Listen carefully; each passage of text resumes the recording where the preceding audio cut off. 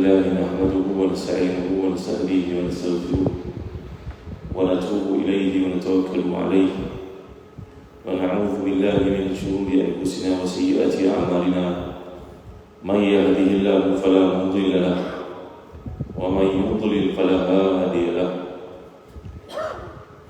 اللهم صل وسلم وبارك على محمد وعلى آل محمد كما صليت وسلمت وباركت على إبراهيم وعلى آل إبراهيم في العالمين إنك حميد مجيد. Amma ba'd. Alhamdulillah, syukur kepada Allah SWT kerana pada pagi ini kita dapat berada bersama dalam majlis ilmu selepas sama-sama salat subuh berjemaah, dan masih lagi membincangkan tentang hadis-hadis pilihan berkaitan dengan hukum hakam yang membuktikan bahawa Islam ini didirikan di atas kefahaman terhadap Al-Quran dan juga hadis, untuk membawakan kepada kita sesuatu hukum itu bukan hanya kesimpulan ataupun simpulan, semuanya berasaskan kepada sama ada qala Allah Ta'ala ataupun qala Rasulullah sallallahu alaihi wasallam. Jadi tuan yang dimuliakan Allah sekalian, kalau kita perhatikan di bahagian awal ini semula sebagai satu peringatan, memandangkan dah 2 bulan kita tak kuliah, sedar tak sedar tuan ya. Mari kita buka sedikit untuk peringatan di bahagian awal hadis ini bagi menjelaskan lagi landasan pembinaan hukum hakam dalam mazhab Syafi'i, bagi membetulkan misconception yang berlaku terhadap mazhab yang mulia ini, bagi menunjukkan keteguhan Imam Syafi'i dan juga Syafi'iyah itu dalam meletakkan hukum berkaitan dengan permasalahan yang mereka lalui. Jadi kita lihat sedikit tuan pada muka surat awal sikit ya, di muka surat 20 XX. X ni menunjukkan 20, X 10, XX maknanya 20 di awal. Kita baca sikit ya. Dengan meskipun hadis adalah salah satu hukum yang terpenting, itu pada paragraf yang kedua. Meskipun hadis adalah satu hukum yang penting, namun Imam Syafi'i mengingatkan bahawa tidak semua hadis layak menjadi hujah. Jumpa ya? XX maknanya 20. Meskipun hadis adalah salah satu hukum yang penting, terpenting, Imam Syafi'i mengingatkan bahawa tidak semua hadis layak menjadi hujah. Setengah hadis tidak memiliki kelayakan untuk menjadi asas dan sandaran dalam hukum. Beliau menegaskan bahawa berita iaitu khabar daripada Nabi terbahagi 2 bahagian, iaitu yang pertama namanya khabar bersifat ammah, dan yang kedua khabar bersifat khassah. Kedua-dua ini memiliki hukum tersendiri yang berbeza antara satu sama lain. Bahagian ini dikembangkan ahli hadis lepas bagi beliau dalam konsep mutawatir dan juga ahad. Hadis ada mutawatir, ada hadis ahad. Mutawatir itu maksudnya apa tuan-tuan? Mutawatir ialah diriwayatkan oleh sekumpulan manusia yang ramai, sebahagian mensyaratkan lebih daripada 10, daripada kumpulan yang banyak hingga kepada Nabi SAW. Jadi makna mutawatir ni hadis yang paling kuat. Nabi menyampaikan kepada 10 orang sahabat contohnya, ataupun kurang sedikit, dan daripada kumpulan yang besar itu 5-6 orang mendengar daripada Nabi direct, menyampaikan pula kepada lapisan yang berikutnya lebih ramai daripada bilangan mereka. Macam ini tuan-tuan, saya sampaikan kepada tuan-tuan, tuan ada beberapa ratus orang dalam masjid ini, beberapa ratus orang ni balik beritahu kepada isteri, kepada anak-anak. Itu namanya hadis mutawatir. Berbeza daripada hadis ahad. Ahad itu maknanya satu, maknanya Rasulullah SAW beritahu pada seorang sahabat, maka seorang sahabat itu menyampaikan kepada sahabat-sahabat yang lain. Berarti seorang sahaja yang mendengar daripada Rasulullah SAW. Ini semua ada bahasannya di sisi para ulama.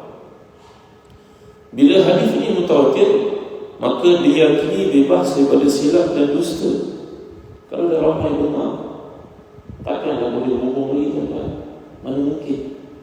Maka kalau soal silap yang lain akan betulkan, bukan macam tu, kami dengan lain. Jadi ini makna mutawatir. Jadi hadis ahad pula, iaitu khabar khasah ataupun khabar wahid dalam istilah Imam Syafi'i, ialah hadis yang diriwayatkan oleh bilangan yang tidak mencapai bilangan mutawatir hingga kepada Nabi sallallahu alaihi wasallam. Jadi berbeza dengan mutawatir, hadis dalam kategori ahad boleh jadi sahih, boleh jadi lemah. Justru wajib dipastikan kesahihannya terlebih dahulu. Jadi menurut Imam Syafi'i, hadis sahih wajib memenuhi 5 syarat, iaitu yang pertama, perawi dipercayai keagamaannya, yang kedua, terkenal dengan jujur, yang ketiga, memahami dan menghafaz hadis, juga tidak mudallis. Mudallis maksudnya apa tuan? Tadlis maknanya dia menambah-nambah, dia tokok tambah. Nampak kan?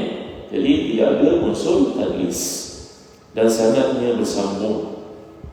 Inilah dia yang dimaksudkan oleh Imam Syafi'i.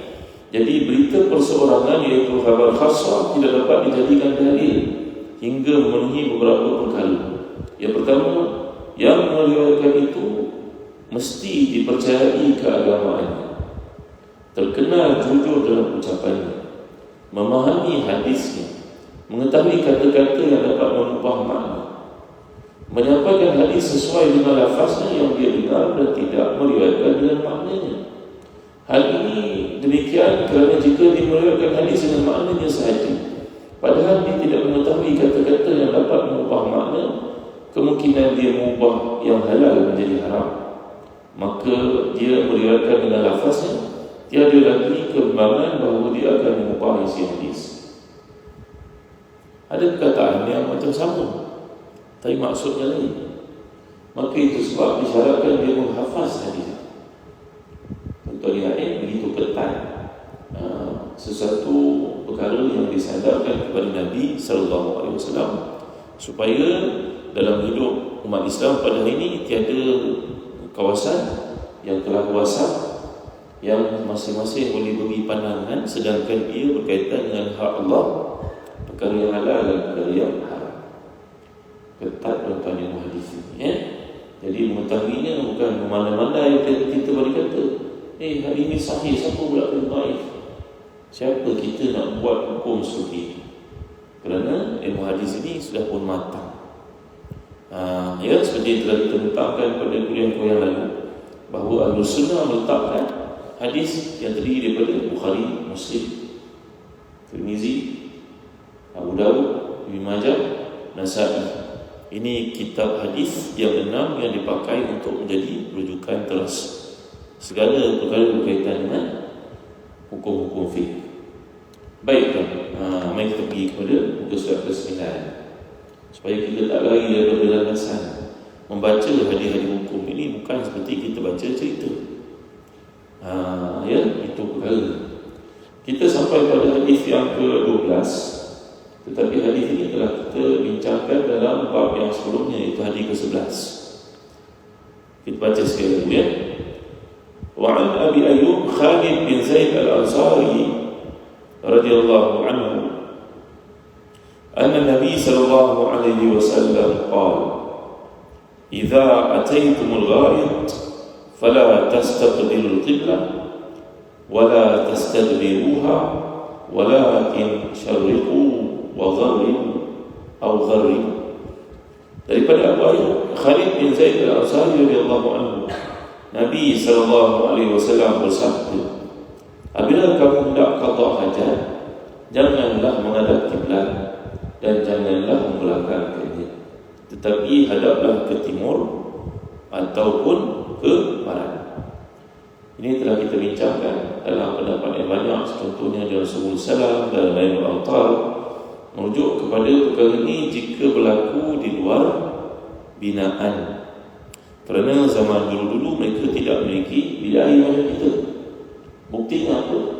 Buktinya Abdullah bin Umar radhiyallahu anhu yang telah kita bincangkan hadis berkaitan bahawa beliau memanjat ke rumah kakaknya Hafsah itu dan mendapati Nabi sedang qada hajat menghadap ke arah kiblat. Kerana itu bersifat dalam binaan.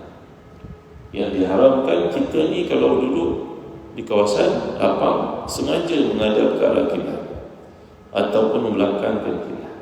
Maknanya itu satu bentuk penghinaan, tidak menghormati kiblat yang kita hadap dalam sembahyang. Tapi sekiranya ada dinding, ada yang menghalang dan kita tak ada banyak pilihan, maka tidak mengapa. Dan kita telah bincangkan pada hadis itu menunjukkan bahawa Nabi berada dalam rumah Hafsah radhiyallahu anha dan Nabi sedang qada hajat dilihat oleh Abdullah bin Umar. Pada masa itu masih lagi budak-budak. Budak-budak kan dia panjat rumah, betul kan? Maka dia tak sengaja panjat kat situ, ternampak Nabi dalam bilik air. Tapi tidak menampak auratnya, tapi nampak posisi Nabi itu menghadap ke arah kiblat. Kita telah bincangkan perkara ini dalam pertemuan-pertemuan yang lalu. Jadi maksud hadis ini ditakyidkan oleh maksud yang lain. Jadi tak boleh kita baca hadis terus nak amal, kerana ada banyak hadis-hadis lain yang menerangkan hadis tersebut. Begitu ketat sekali ilmu hadis ini dalam perbahasan para fuqaha. Baik. Hadis yang ke-13, Al-Mughirah bin Syu'bah radhiyallahu anhu. Wa qad ahsana fil Islam 300 imra'atin wa qila 1000 imra'atin. Qala kuntu ma'a an-nabi sallallahu alaihi wasallam fi safarin faqala ya Mughirah khudh al-idawa fa akhadtuha thumma kharajtu ma'ahu فانطلق رسول الله صلى الله عليه وسلم حتى توارى عني فقضى حاجته. Maksudnya daripada Mughirah bin Syu'bah radhiyallahu anhu yang telah pun mengahwini 300 orang perempuan dan ada yang berpendapat 1000 orang perempuan. Ini ada tertinggal terjemahan itu.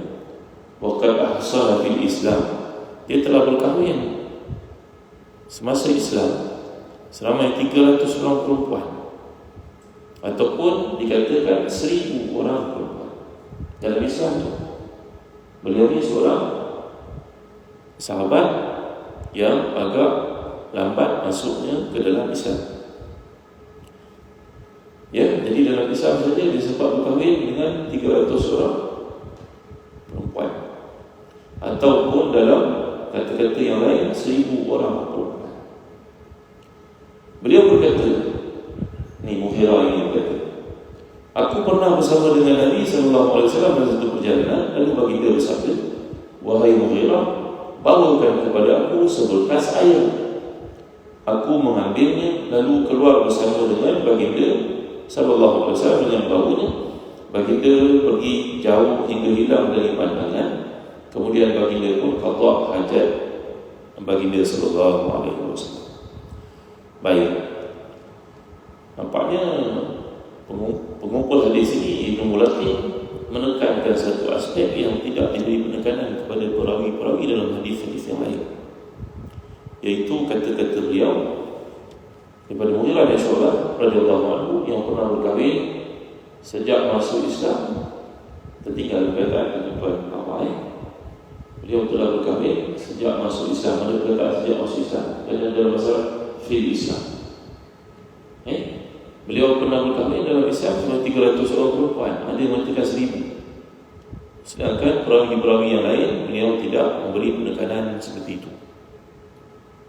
Kalau kita lihat dalam Sahih Muslim, hadis ini lebih panjang lagi, yaitu cerita tentang Mughirah membawakan air untuk Nabi SAW dalam hadis yang sama tapi lebih panjang. Kemudian Nabi nak menggunakan air itu, Nabi kelihatan sedang memakai jubah buatan orang-orang Kristian dari negara Syam, Syria. Pada masa itu Syria merupakan negara Kristian bawah Rom. Ia dibuka pada zaman Umar Khattab radhiyallahu anhu. Lalu Nabi nak keluarkan tangan baginda daripada jubah itu agak ketat, macam masalah ke depan, ke baju ketat, seluar ketat. Ketat jangan sampai nampak turun lah, terutamanya kaum perempuan. Kan? Orang lelaki pun sama. Kalau dah ketat macam tu nak tarik ada untuk macam mana?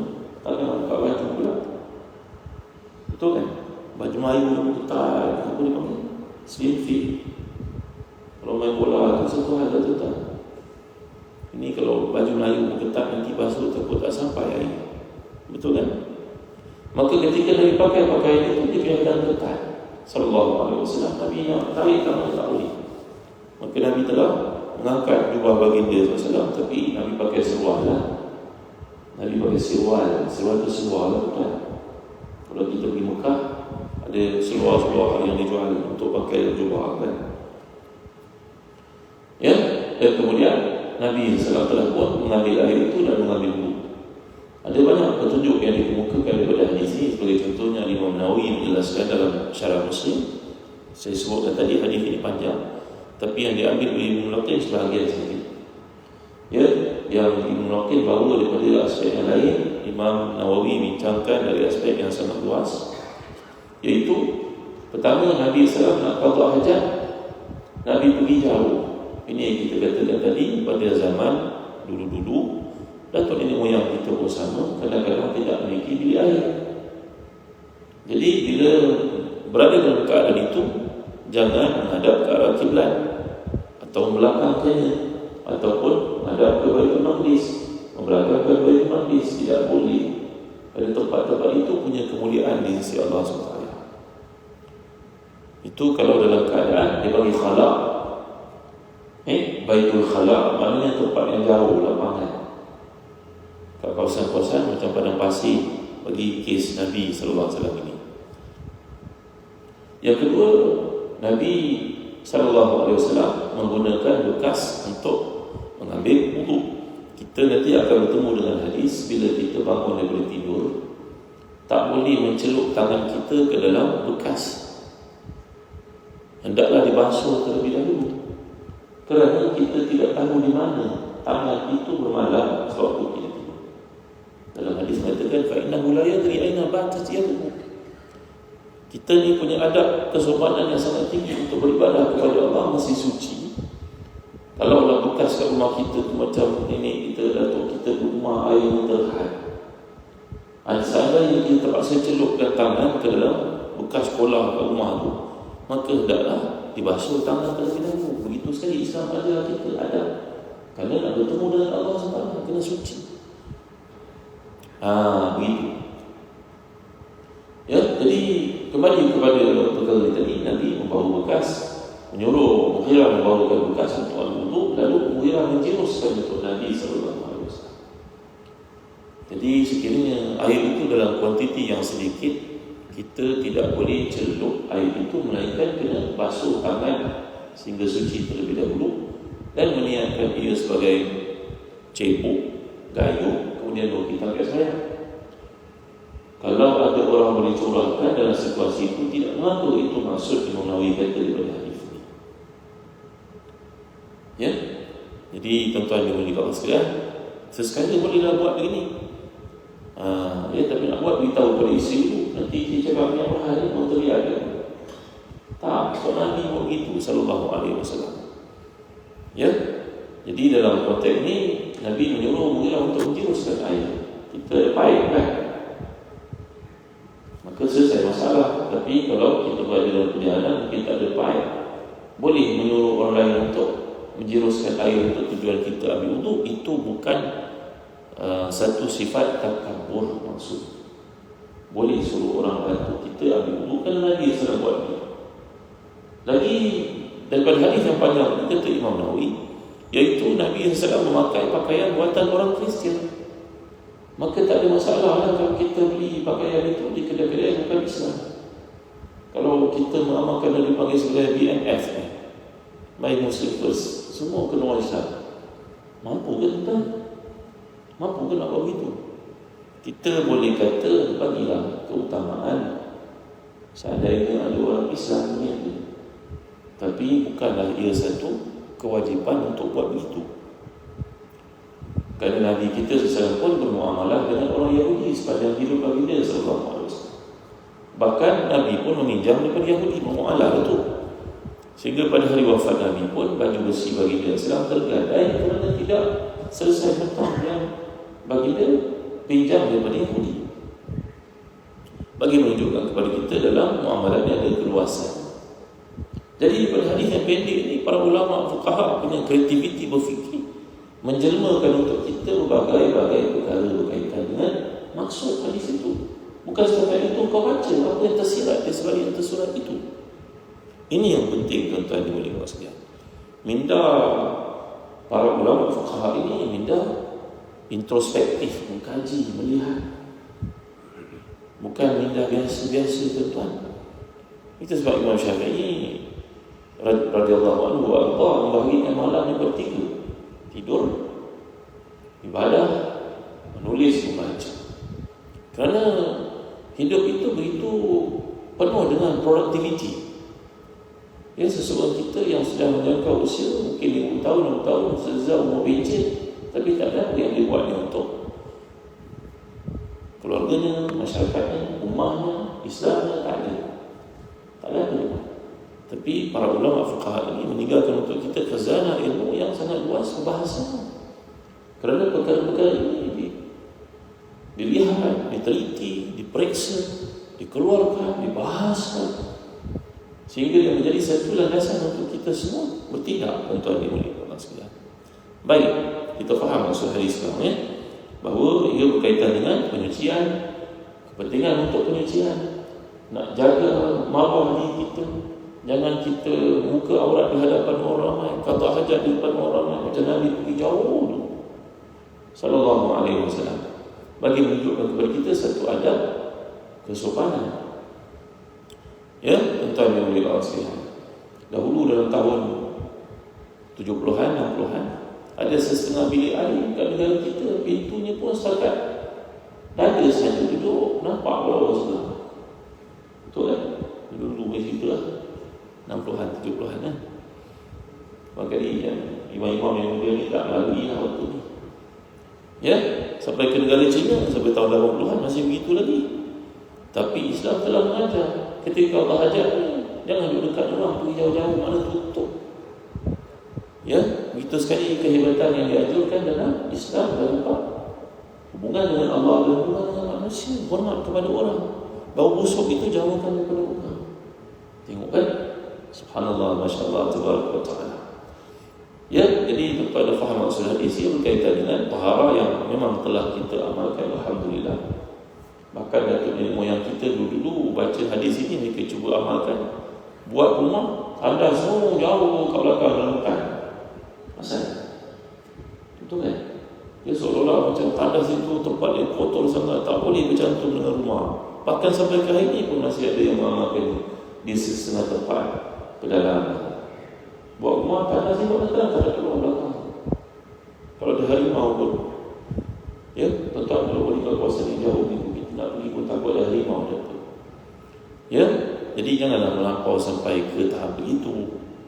Tapi menunjukkan kepada kita ada persoalan yang ditunjukkan Nabi SAW tadi dalam konteks tak ada binaan mencari tempat yang jauh daripada orang, sembunyikan daripada orang, kerana ia melibatkan penampilan dan marwah, kesopanan dan juga kemuliaan diri kita.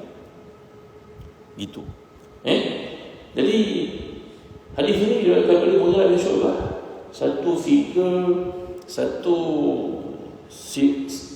orang sahabat yang sangat, apa nak panggil istilahnya, kontroversial. Merupakan seorang sahabat Nabi yang sangat mulia. Utamanya sahabat Nabi dipanggil sebagai fiqah. Fiqah ni maknanya apa tuan-tuan?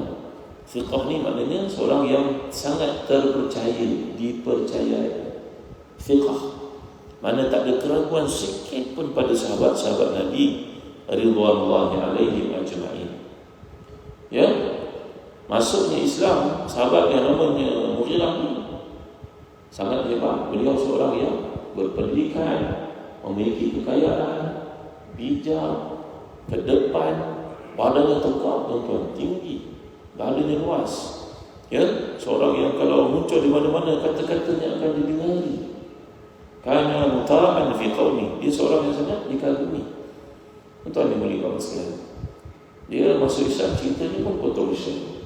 Dia pergi dengan satu kumpulan Bani Malik di tempat dekat-dekat dengan Jeddah.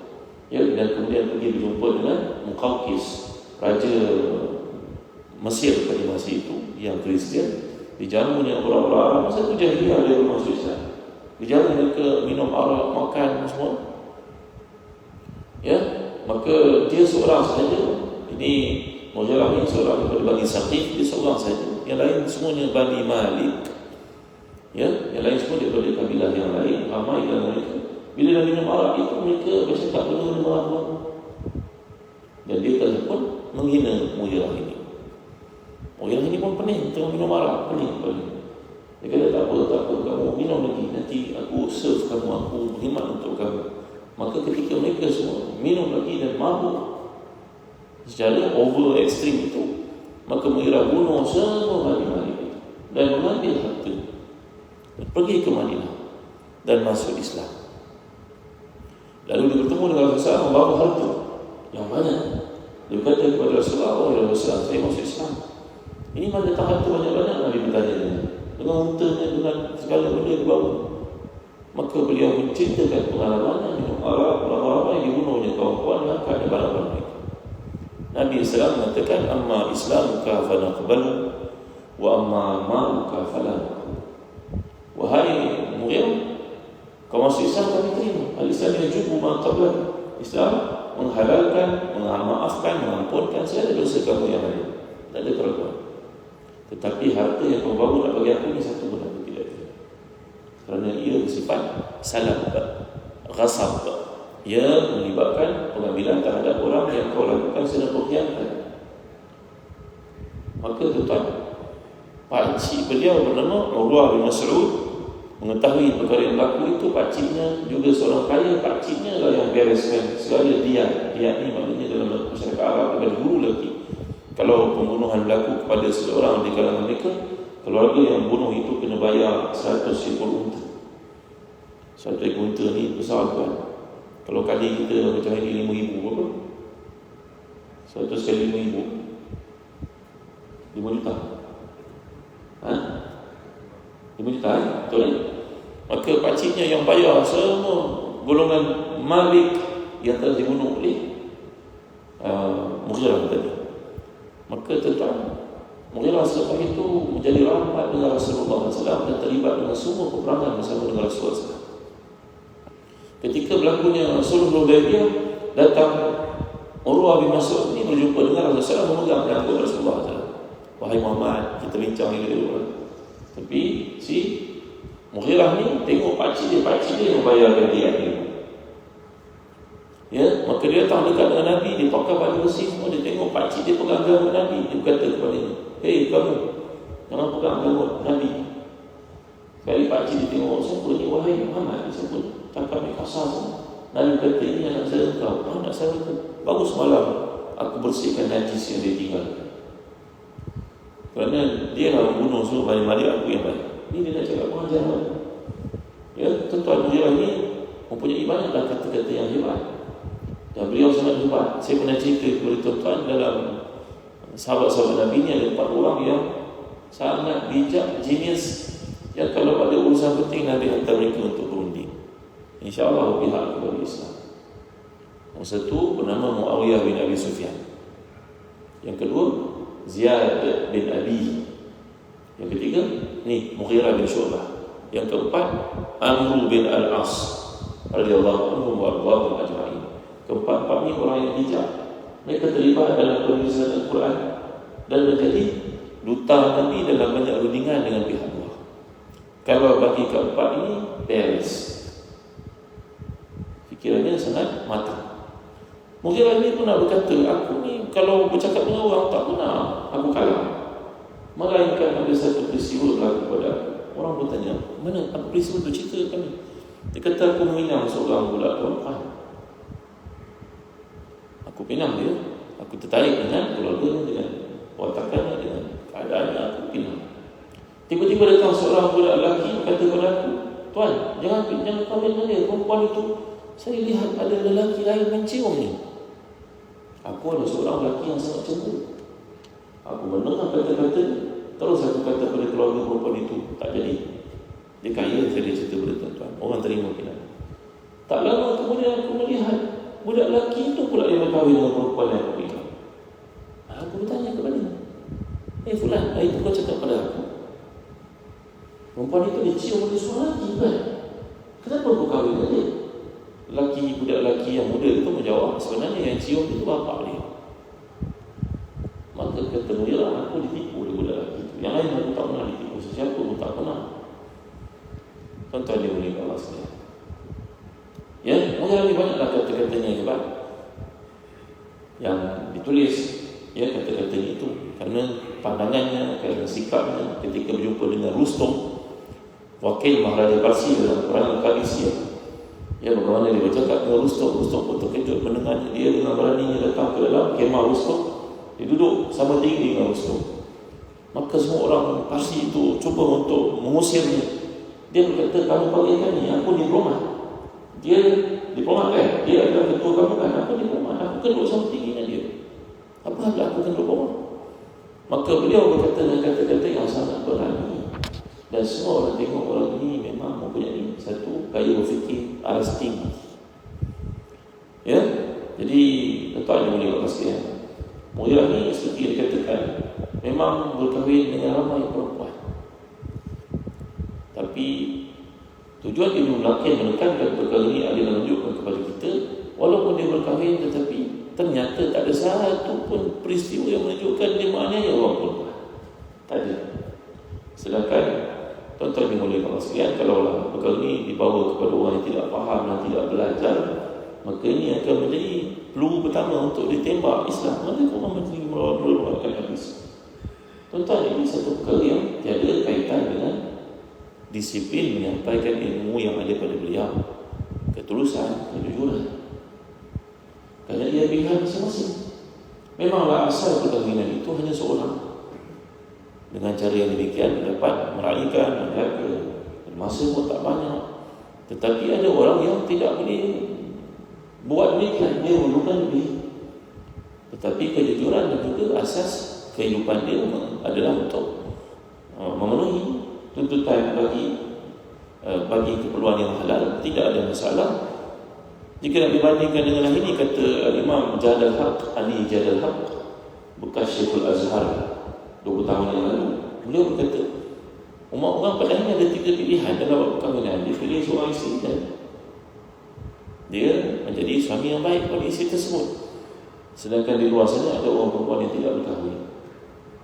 Yang kedua, dia berkahwin ikut kemampuan dia, dan dia boleh berlaku adil, dia boleh bagi wang yang dia ada kepada keluarga tersebut dan jaga dan sebagainya.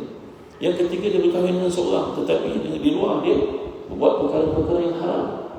Dan hari ini tuan-tuan dimuliakan Allah sekalian, masyarakat kita terdedah kepada perkara yang haram. Di mana kita mendengar tentang isu-isu berkaitan seksual ini, amat memalukan tuan-tuan dimuliakan Allah sekalian. Ya, jadi cerita kepada Mughirah lagi sekali, adalah satu riwayat mengatakan dia pernah berlaku tidak adil kepada isinya, seperti disebut dalam tarikh Dimashq oleh Ibn Asakir. Tetapi perkara ini di surah hadis ada perawi bernama Abu Bakar Al-Huzali. Beliau ni ditolak penghujahannya oleh Al-Jawzani dan juga Al-Imam Ahmad, mengatakan dia seorang mungkarul hadis. Maka hanya satu saja riwayat menunjukkan demikian, selain menunjukkan beliau berlaku adil. Adalah tuan kata-kata lawak ni.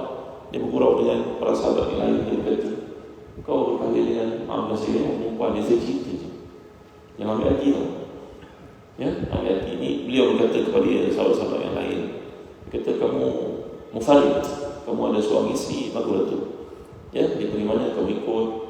Dia sakit pun kamu sakit bersama dengannya. Dia haid pun kamu haid juga. Dia nifas pun kamu nifas juga. Gurau-gurau. Ni Mughirah bin Syu'bah bergurau. Jangan ambil hati ni. Beliau berkata demikian, menunjukkan kepada kesianan kepada orang yang seorang isteri. Beliau berkata Mughirah bin Syu'bah, ya. Antara pengalaman beliau yang menarik ini, bahawa Sayyidina Umar melantiknya menjadi amir di Bahrain, satu tempat yang penuh dengan kuat Khawarij. Ya, di Oman pada ini berdekatan, ini ada mazhab yang kita tahu sebagai Ibadhi. Ibadhi, ya. Mazhab Ibadhi ini dekat dengan Ahlus Sunnah, mereka bukan Syiah. dia panggil Ibadhi. Daripada zaman dulu lagi tempat ini merupakan tempat duduknya ramai orang yang tidak puas hati dengan kepimpinan di Madinah. Maka Sayyidina Umar melihat kebiasaan dan juga kecekapan yang ada pada Mughirah, dia hantar Mughirah pergi ke Bahrain. Jadi dia teluk lah untuk kepimpinan. Jadi gubernur wakil Madinah. Engkau bijak, engkau boleh settle, pergi duduk ke sana. Ya, maka Mughirah bin Syu'bah pun pergi ke sana, tuan-tuan. Dan memang betul dia berentak dengan golongan yang tidak suka dengan dia. Kerana dia letakkan undang-undang, ada dia boleh yang tak kena. Tapi dia kuat, berani, bercakap, memang orang kalah, tak ada undang-undang. Lalu mereka telah menyusun satu konspirasi jahat terhadapnya. Dikumpulkan tokoh-tokoh bisnesmen di daerah Bahrain itu. Kau bagi 1,000, 2,000, sampai dah terkumpul sebanyak 100,000 dinar. Senang nak sebut dalam istilah kita macam 100 juta lah. Besar bilangan itu. Tak mungkin boleh dikumpulkan negara oleh orang kaya. Maka dia bawa wang itu ke Madinah dan dibuktikan kepada Sayyidina Umar yang jadi khalifah. Wahai Sayyidina Umar, saya adalah bukti bahawa kepimpinan Mughirah bin Syu'bah ini adalah kepimpinan yang bersifat mengambil kesempatan. Semua perniagaan di Bahrain dia ambil komisen. Buktinya saya adalah pemegang wang simpanan tersebut. Mughirah bagi kat saya simpan. Ni jumlah dia besar itu kan, 100 juta bukan sikit. Maka Sayyidina Umar radhiyallahu anhu seorang yang sangat bijak firasatnya melihat orang itu, dan dia berfikir Mughirah ni sahabat Nabi, orang ni bukan sahabat Nabi. Panggil Mughirah Nabi. Dalam satu pertemuan rahsia, Sayyidina Umar bertanya kepada dia, cerita bagaimana kepimpinan kan hari. Mughirah berkata demikian-demikian, orang aniaya banyak, orang zalim. Saya buat undang-undang tetap firm, saya stand firm, tak ada ubah-ubah. Sikit pun tak ada ruang untuk main-main. Zakat kena bayar, yang bukan Islam kena bayar jizyah. Macam ni. Okay. Sekarang ada orang bawa bukti bahawa kau ni mengambil komisen daripada perniagaan. Bawa orang perniagaan di sini, maka bertemulah beramai-ramai dalam mahkamah bagi tujuan membuktikan Mughirah bersalah. Banyak tuan, satu taman. Mughirah ini Allah beri ilham kepada dia untuk jawab. Wahai Sayyidina Umar, betul dia kata. Saya malah lagi terkejut. Kau ambil harta, buat apa kau kaya lah? Jawapannya, keluarga saya bertambah ramai. Wahai Sayyidina Umar, anak saya berapa orang, turunan saya berapa orang. Tapi sebenarnya saya bukan simpan pada dia 100 juta, saya simpan pada dia 200 juta. Maka Sayyidina Umar bertanya kepada orang, kau, mana lagi 1 juta? Mana kau beli zakat? Mana kau kita kau? Orang itu pun fabuhital dari falam, terkejut. Dia melihat atas ke bawah, dia lihat, dia frame Mughirah dia pula yang kena. Ya, dia kata tak ada. Sayyidina Umar sebenarnya tidak, tak ada. Mana lagi 1 juta saya makan? Akhirnya beliau kata 100 itu dikumpulkan daripada semua orang menjatuhkan Mughirah. La ilaha illallah Muhammad Rasulullah. Mughirah ni cintanya kepada Rasulullah SAW amat hebat sekali. Iaitulah ketika keluarga Nabi menguruskan jenazah Nabi itu SAW, Al-Abbas, Ali, Sayyidina Hasan membawa jasad yang mulia itu untuk disemandikan, dan tibalah detik-detik terakhir untuk di kampus kubur Nabi SAW itu. Mughirah sengaja menjatuhkan cincinnya ke dalam lahat Nabi SAW. Disebut oleh Imam Zahabi, jatuhkan cincin. Maka dia berkata pada Sayyidina Ali, wahai Abul Hasan, panggil Sayyidina Abul Hasan, bapa kepada Hasan. Anak saya namanya Al-Hasan, seorang daripada, wahai Abul Hasan, cincin saya jatuh. Sayyidina Ali berkata, ya. Maka dia turun ke dalam lahat Nabi itu, mencium Nabi semau-mau. Radhiyallahu anhu warḍah. Dan beliau berbangga mengatakan kepada semua orang, akulah orang yang terakhir yang memegang jasad Nabi SAW sebelum baginda dikebumikan. Jadi ini cerita tentang sahabat yang sengaja ditekankan aspek itu tadi, bahawa beliau adalah seorang lelaki yang thiqah, sahabat Nabi sallallahu alaihi wasallam. Ya, beliau memiliki keperluan kepada orang perempuan lebih daripada orang lain. Walaupun dia berkahwin dengan isteri itu sama ada 300 ke ataupun 1000 ke, tetapi kalau kita belajar dalam kitab-kitab fiqh, bila disebut waqila, itu adalah kata-kata yang dhaif. Qila maknanya dhaif. Ya, dalam hadis pun sama. Wa qila maknanya dia perkataan qala yaqulu wa qila. Ya, ini adalah merujuk pada kata-kata yang tidak ada sandaran, tidak ada dalil yang kuat. Ya, bahawa riwayat yang tepat mengatakan di sini sebenarnya cuma 80 orang. Ada mengatakan 70 orang, tapi banyakkan para ulama hadis mentahqiqkan beliau pernah berkahwin dengan 80 orang perempuan. Ya, dan semua isi itu mendapat bahagian yang baik. Dan selepas beliau telah menceraikan perempuan-perempuan tersebut pun, anak-anaknya dijaga, ditarbiyah, dan anak-anaknya, keturunannya semua menjadi orang-orang mulia. Dan bekal-bekal isinya pun sentiasa meraihkannya. Ya, beliau ni sampai dalam perang Qadisiyah diceritakan oleh para ulama. Ketika perang Qadisiyah lawan dengan Parsi itu, dia luka parah di perutnya, kena lembing. Maka adalah jurawat-jurawat, kita tahu kan bahawa yang memulakan hospital dan kejuru rawatan adalah Nabi kita SAW sebenarnya.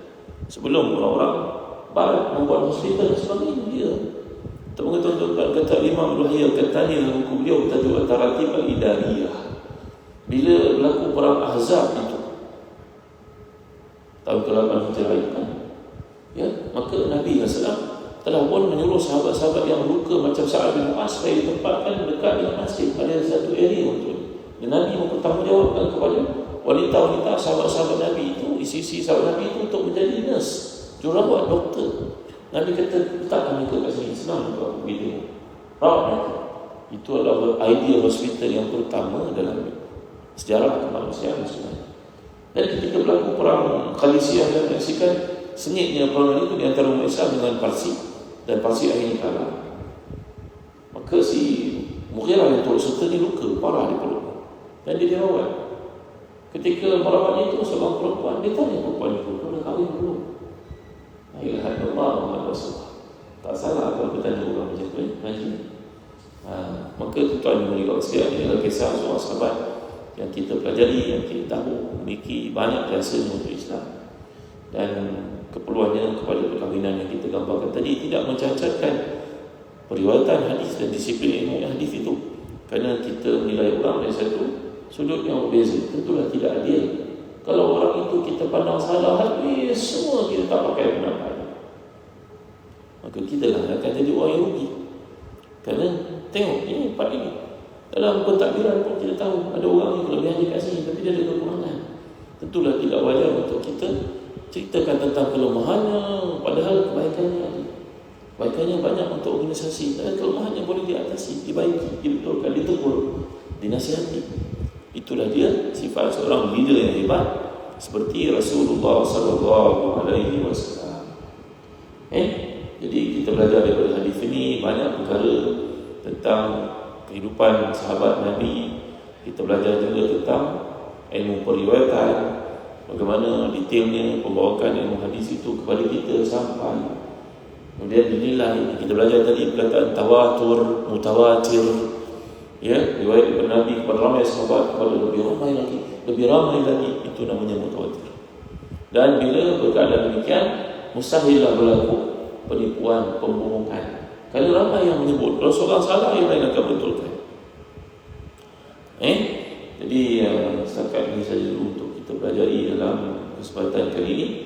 Madailah yang sedikit difahami, diamalkan, lebih banyak dilupakan.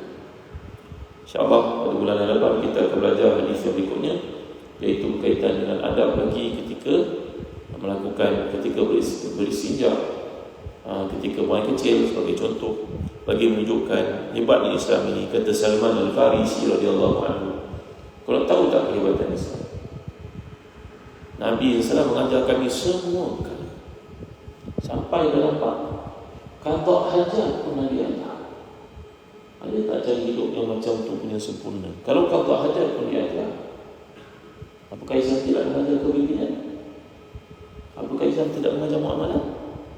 Apakah Islam tidak mengenali pembangunan? Amalan kata-kata itu zalim terhadap Islam. Ketika umat Islam tewas, dikalahkan di Andalus, Spain, Sarjana barat mengatakan habis padam satu cahaya yang akan memberi kepada kita ruang peluang mengenali kehidupan yang lebih betul. Main bukan? Kerana di Spain ketika zaman itu sudah ada lampu macam di New York, lampu jalan ada tuan. Sedangkan orang lain semua dalam kegelapan. Dia katakan di London ke, di Paris ke, naik kuda bukan main banyak lagi tengah-tengah jalan pada masa itu. Sedangkan dekat Spain dah ada cara untuk bagaimana jalan itu diturap, dan kebersihan najis kuda itu boleh dilakukan dengan serta-merta oleh pihak-pihak bandaraya yang telah diwujudkan daripada zaman pertengahan yang kita tahu yang dewasa. Hebatnya umat Islam dalam pentadbiran mereka kan. Ya, mereka tanam pokok-pokok landscape, pokok-pokok limau. Buah limau itu boleh digunakan untuk tujuan peperangan. Ada strategi dipakai, kincir air yang ada di sana. Amatlah zalim yaquluna fi Islam zulman bi annahu yasuddu zawihi an tariq at-taqaddum. In kana dhahakan fa kaifa taqaddama al-awailu fi azzihi al-muzahid. Kata Ahmad Syauqi, seorang penyair daripada bumi Nil, daripada Mesir. Mereka berkata Islam ini berada kepada kemerosotan dan juga backward, kepada belakang. Kalau kata-kata itu benar, bagaimana mereka membangunkan tamadun di Spain?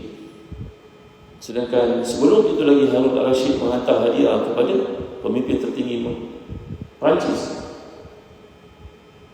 Ya, menghantar jam automatik, dihantar dengan kuda. Jam itu besar. Jam itu boleh bergerak sendiri pakai cahaya matahari seolah. Tahu bila tuan? Abad ke-3 Hijrah, abad ke-2 Hijrah. Dah ada. Berapa 1,200 tahun lalu Islam telah buat jam. Hantar ke Swiss, ke Perancis. Saya jadi Maharaja Parsi Perancis, mereka menerima jam. Jam bergerak sendiri. Siapa nama Perancis punya Maharaja pada masa itu? Charlemagne kan? Maka beliau telah pun memanggil semua padri dan juga tokoh-tokoh agama untuk bertanya bagaimana jam boleh bergerak sendiri. Akhirnya mereka membuat keputusan jam ini sebenarnya digerakkan oleh syaitan, oleh iblis. Lalu mereka membuang jam itu, simpan jam itu. Kalau pakai jam ini pakai iblis untuk gerakkan dia. Macam mana dia bergerak sendiri? Tengok complicated otak mereka pada masa itu. Islam telah menemui waktu untuk beribadah kepada Allah. Kerana mereka pakai jam tak tahu waktu sama bila. Tengok matahari, lupa kaedah untuk buat satu yang tepat. Pada hari ini tiba-tiba Swiss mengaku dia pembuat jam yang pertama. Betul kan? Benda ni dilakukan oleh 1001 invention dalam Islam oleh Profesor Dr. Fuad Siskin. Yang menunjukkan bahawa umat Islam telah mencipta 1,200 tahun lalu. Kalau Nabi mengajar benda simple-simple, benda kecil, benda besar, umat Islam tak reti. Bukan tak reti tak, tapi kerana bridge, jambatan yang menghubungkan mereka dengan orang terdahulu itu tak ada hubungkan, dicuri di tengah-tengah. Dia ambil substance, dia ambil, dia curi material, mereka claim itu untuk dia. La ilaha illallah Muhammad Rasulullah. Jadi bila kita belajar sekian, kita lihat inilah dia cara hidup yang Allah redha, yang menghubungkan di antara Allah dengan manusia. Tengok kan, ada kesopanan itu manusia, ada kesopanan dengan Allah. Nak beribadah masih suci itu dengan Allah. Hablum min Allah dengan hablum min nas. Wallahu a'lam. Sallallahu ala sayyidina Muhammad wa ala alihi wa sahbihi wa baraka wasallam. Walhamdulillahi rabbil alamin. Allahumma zidna wa la tanqusna wa atina wa la tuhina wa atina wa la tahrimna wa athirna wa la tu'thir alaina warḍina warḍa'na. Allahumma ati nufusana taqwaha wa zakkiha anta khairu man zakkaha anta waliyuha wa mawlaha bi rahmatika ya arhamar rahimin. Allahumma inna na'udzubika min jahdi al-bala wa darki syaqa wa su'i al-qada wa shamatati al-a'da. Rabbana atina fid dunya hasanah wa fil akhirati hasanah wa qina adzaban nar. Wa sallallahu ala sayyidina Muhammad wa ala alihi wa sahbihi wa sallam. Alhamdulillah rabbil alamin. Allahumma inna. Betul nak masuk syurga belum? Dah masuk dah? Okey. Supaya masuk syurga tuan, ganjarannya seperti kita menunaikan ibadah umrah, ibadah haji dalam hadis yang lain. 2 rakaat. Sampai yang belum biasa buat, nanti wuduk. Kalau dah wuduk, terus main. 2 rakaat saja kesembahyang sunat syuruk. Kan Allah bacalah apa-apa yang kita boleh baca. Al-Kafirun dan Ikhlas. Ya, wallahu a'lam. Assalamualaikum warahmatullahi wabarakatuh.